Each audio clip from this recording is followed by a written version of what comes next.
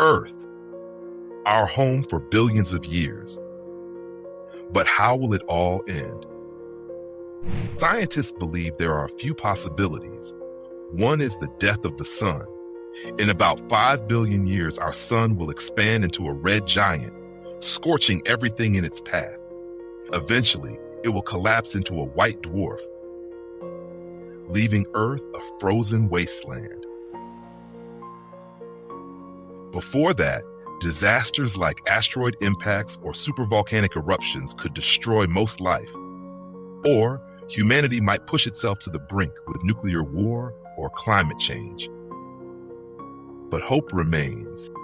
If we plan wisely, we might leave Earth behind and become a spacefaring civilization. The end of Earth doesn't have to mean the end of humanity.